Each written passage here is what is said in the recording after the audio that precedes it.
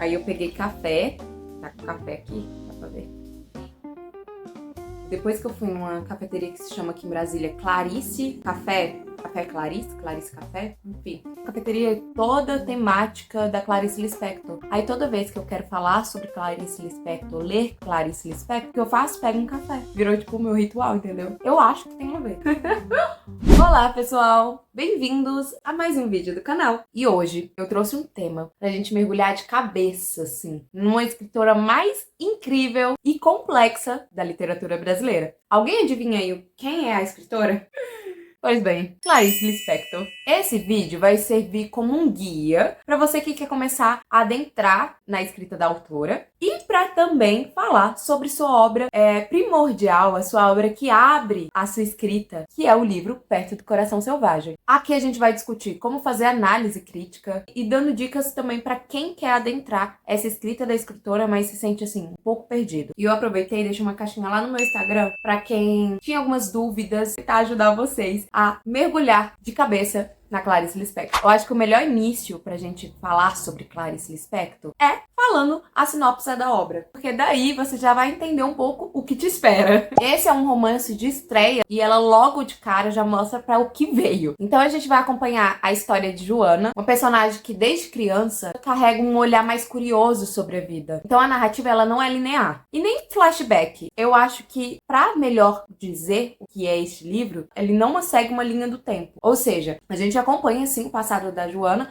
mas ao mesmo tempo a gente acompanha o presente e ela vai fazendo essas intercalações. E isso é interessante porque a gente consegue entender os dilemas da vida dela, desde o casamento até a morte do pai. E o mais profundo é porque quando ela vai passando por isso tudo, ela vai passando também por alguns questionamentos da vida. Questionamentos esses que muitas das vezes não tem resposta. Então eu já vou logo avisando. Perto do Coração Selvagem não é sobre acontecimentos em si, mas sobre pensamentos, sobre sensações, sentimentos, principalmente descobertas internas. Então aqui a gente acompanha várias etapas da vida de Joana e parece que é uma conversa da Joana com ela mesma, sabe? Mas muitas das vezes eu acho que é conversa com a Joana com a gente. E aí já começa a primeira mágica de Clarice Lispector. Ela convida a gente a mergulhar no pensamento dos personagens, ou seja, o grande fluxo de consciência. Sabe aquele momento que você tá, sei lá, no banho, pensando sobre uma coisa que você fez lá em 2000, lá vai bolinhas, mas também você precisa jogar o lixo fora, ao mesmo tempo quando você lembra daquela conversa que você... Sabe? É esse fluxo de consciência que a gente vai acompanhar com o personagem. Então a gente é capaz, por meio da palavra, sentir até mesmo os silêncios que passam ali internamente de cada personagem. E você imagina, logo de cara ela já lança essa maravilha, os críticos se assustaram. Falaram, gente, o que ela tá fazendo? Que isso?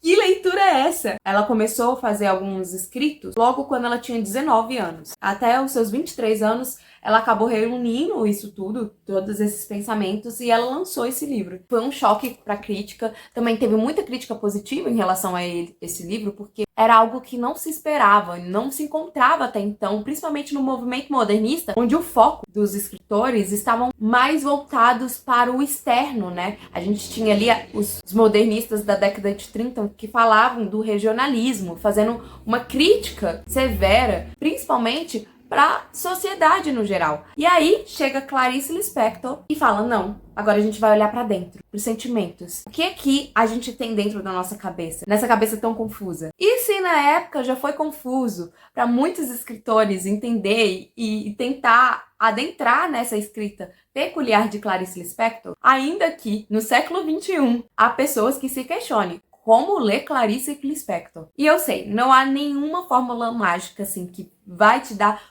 pronto, mas são passos que podem te ajudar a caminhar um pouco mais e clarear suas ideias. Por isso que eu quis perguntar diretamente para vocês quais eram as suas principais questões em relação à escritora. E estou aqui para te ajudar. Eu amei a pergunta de vocês, por isso que eu precisei colocar em vídeo. Não dava para responder em um stories de 24 horas. Eu vou deixar aqui salvo. Então a primeira pergunta foi a seguinte: como mergulhar nos simbolismos, na profundidade psicológica dos personagens? A minha dica logo de cara seria: fique de olho nos simbolismos e objetos em cenas, como também cores, lugares que aparecem ali, porque uma certa repetição de cor ou uma certa repetição de lugar significa algo em Clarice Lispector. Pode trazer uma carga emocional e também simbólica. Por exemplo, perto do Coração Selvagem, a gente encontra termos muito ligados à natureza, palavras como selvagem se repetindo, animal, víbora. O que isso significa? Essência livre e intocável da personagem Joana. Outra pergunta interessante também foi como entender o estilo da escritora. Começando a entender o fluxo de consciência. Na verdade, primeiro de tudo, é preciso você ler com calma. Permita-se pausas. Essa não é um tipo de leitura para você ler e devorar, mas sim saborear. Cada parágrafo pode trazer ideias, emoções, que vai exigir de você uma reflexão mais profunda. Então, por exemplo, o fluxo de consciência é um desses momentos que não dá para você simplesmente ler sem apreciar. Porque nesse momento, a escritora, ela acaba exigindo e fazendo uso de uma narrativa mais significativa, com associações emocionais, ao invés de seguir um enredo direto. E esses desvaneios nem sempre se encaixam numa lógica cronológica, entendeu?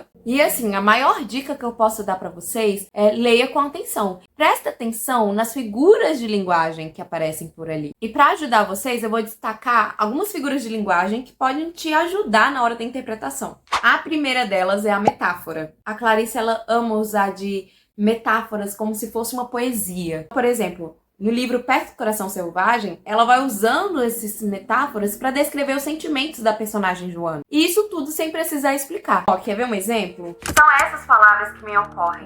No entanto, não são as verdadeiras, únicas e insubstituíveis. Sinto, liberdade é pouco.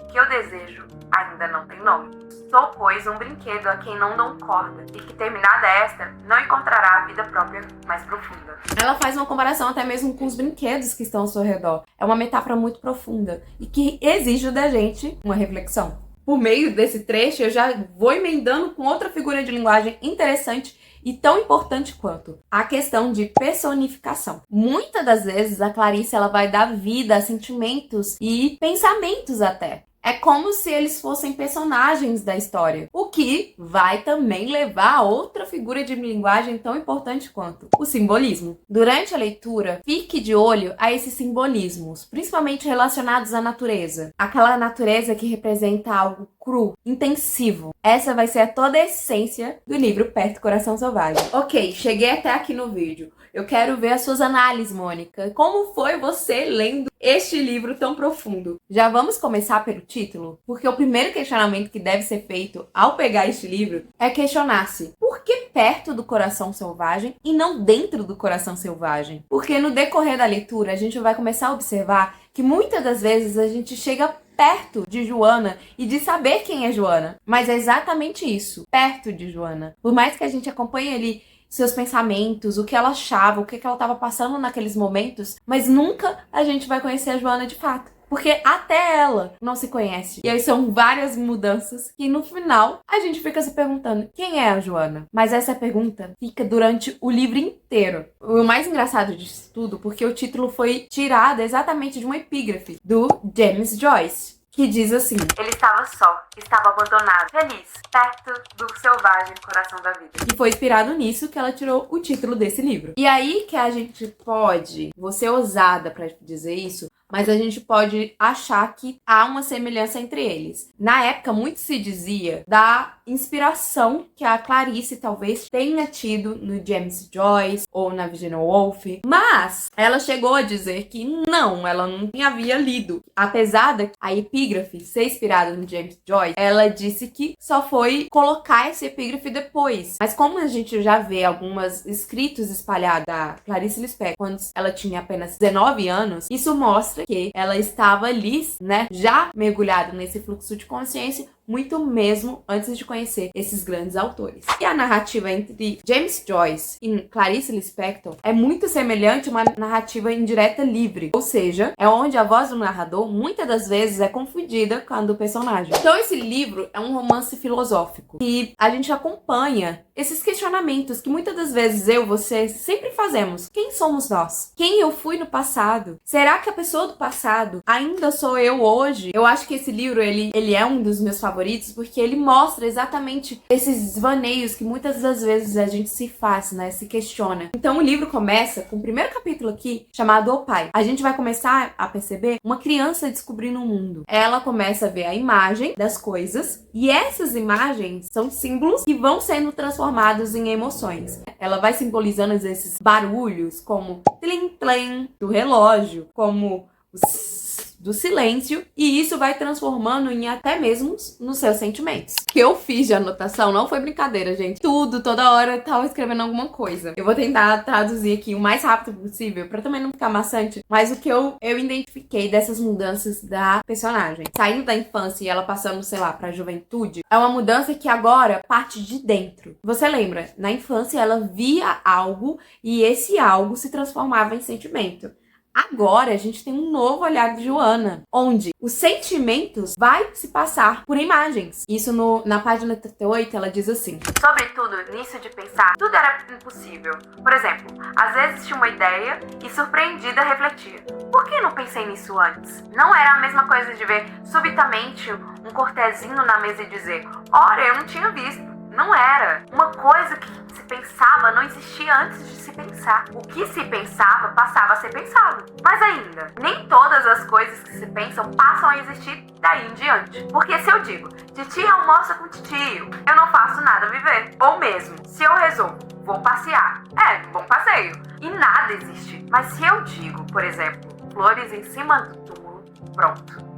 Aqui a gente consegue imaginar que agora ela passa por algo dentro dela. Por exemplo, ela disse que quando ela imagina o titio e a titia dela lá jantando, ela não necessariamente precisa ver aquela cena acontecendo para saber um sentimento em relação àquilo. Agora ela passa a ter sentimentos. Então, diferente quando ela era criança, que as coisas passavam a ter sentido através da fala, agora as coisas passam a ter sentido por meio do pensamento. Então as coisas acontecem primeiro no pensamento e não na ação. Isso é muito bonito porque nessa etapa ela passa por algo muito pesado, que foi a morte do pai. Era algo que ela nunca imaginou. Mas agora, quando ela pensa flores em cima do túmulo, agora já tá feito. Não é algo mais imaginado, pensado. Agora é algo real. E o sentimento, nesse aspecto, também se torna real. No decorrer da leitura, vem outra mudança de Joana, que a gente se identifica muito, porque é aquele momento da vida que a gente se questiona. Eu sou ainda aquela pessoa do passado? O que aquela pessoa do passado ficou em mim? O que eu quero ser a partir de agora? Então ela passa mais por uma análise objetiva das coisas. E aí ela diz assim, isso na página 66. Analisar instante por instante. Perceber o núcleo de cada coisa, feita de tempo ou de espaço. É a vida? Mesmo assim, ela me escaparia. Outro modo de captá-la seria viver. O que importa, afinal? Viver ou saber que está vivendo? Então, a dúvida surge em Joana. Capturar a vida por meio da análise ou capturar a vida por meio de viver, de existir? E essas foram uma das mudanças que a gente pode acompanhar durante o decorrer da narrativa. Aqui, o que é mais simbólico na escrita de Clarice Lispector, esse entrelaço que ela faz com o mar. O mar vai ser muito importante na hora que ela descobre e vai morar com a tia, né? Depois que ela descobre a morte do pai, e ela vai morar com a tia, ela vai ter esse abraço do mar. Mas também outro capítulo importante é o capítulo do banho, onde o banho passa a ser como se fosse um útero materno, né? E aí ela tá ali pensando, fazendo alguns desvaneios sobre a vida, e quando ela sai do banho, é realmente esse nascimento pra vida. E isso é lindo, gente. Isso é poético. Por isso que a narrativa da Clarice Lispector, muitas das vezes, é uma narrativa entre prosa poética. Tudo é tão significativo que até mesmo um xingamento da tia passa a ser algo muito fundamental nessa obra. O que acontece? Ela está ali, vai passear com a tia. E nesse passeio ela acaba roubando um livro. Esse ato, gente, é perfeito para mostrar a essência do título dessa obra. Porque quando a tia pergunta, você não se arrepende? Por mais que ela tenha o conceito moral de que é errado roubar, naquele momento ela não se sente culpada por ter feito esse ato. E isso que é tão fundamental, porque aí depois disso tudo, a tia faz o quê? A xinga de víbora, por ela não demonstrar esse arrependimento. Apesar da Joana passar por esse crivo do que é bem ou mal, bom ou ruim, ela acaba estando muito perto de uma representação do que é um animal. Vamos usar esse exemplo da cobra, víbora. A cobra, ela não tem essa consciência moral de que, você é uma pessoa ruim, então eu vou te morder. Você é uma pessoa boa, pode passar aqui na minha frente que eu não vou fazer nada com você. Não, é um instinto animal que vai lá e faz com que ela ataque. Isso é tão bonito e poético porque mostra que, apesar do apelido ser víbora, mostra esse instinto animal da Joana. Aí a gente entra também mais uma representação do que é a água, o mar, né? O mar faz essa onda de vai e vem, vai e vem. Por mais que a gente acha que a gente tá se conhecendo, no final a gente não se conhece. E então a gente passa por mais um processo de mudança. Então, como o livro todo é essa transformação, o final não poderia ser diferente. A gente percebe neste livro um final em aberto. Mas por quê? Se a Joana até agora, na vida adulta, ela ainda passa por esse processo de mudança, não é mudando de vida, que é isso que vai acontecer no final, que tudo vai mudar. E é o que acontece com a gente muitas das vezes. Esse final mostra que o contexto muda, mas principalmente a gente muda. Melhor ainda, a gente continua mudando. Um livro de transformação. É um livro que vai forçar a gente também refletir o nosso perto do coração selvagem. Ou seja, as nossas dúvidas, nossos instintos, o que fica escondido dentro da gente que muitas vezes a gente não quer revelar. O resultado disso tudo é uma leitura que mexe com a gente. Você não vai ser a mesma pessoa ao fechar esse livro. Eita! Calma! Pra quem acompanha o canal já sabe, eu tenho esse costume de ler depois de finalizar a leitura. Quando ela me marca bastante ou algo fica vigente, pulsando aqui na minha cabeça, eu acabo desenhando. E este livro eu desenhei e eu nem lembrava disso. Foi sem querer! Mas aqui, ó, a representação do sentimento que esse livro me deixou. Essa era como se fosse a Joana passando por essas mudanças, esses questionamentos, essas dúvidas. Ai, gente, como isso é legal, né? Por isso que eu amo fazer anotações e desenhos e também desenhá-los, porque depois no futuro, quando eu pego, eu tenho essas surpresas. E eu acho esse é o melhor jeito pra finalizar esse livro. Ó, eu tenho um desenho da Clarice Lispector em tudo que é canto nessa casa. Aqui mais um desenho que eu fiz dela. Um box da Clarice. Gente, eu sou louca da Clarice Lispector, confesso. Então, melhor do que eu, suspeita pra dizer sobre o que é Clarice Lispector, é você indo lá, lê-la. Depois você volta aqui nos comentários e me diga o que achou. E assim eu finalizo mais um vídeo de hoje. Eu espero que vocês tenham gostado. Se você já leu Perto do Coração Selvagem, conta aqui pra mim, por favor. Como que essa leitura mexeu com você? Quer saber mais de conteúdo literário? Conversar um pouquinho? Vem fazer parte dessa comunidade. Se inscreve no canal, deixa o like se você gostou desse vídeo, compartilhe para seus amigos, ativa os sininhos das notificações e eu vejo você numa próxima. Beijo! Aquele tipo de leitura não é terapia, mas é terapêutico. Clarice Lispector, eu tô tendo uma sessão de terapia. Melhor jeito de explicar a Clarice Lispector.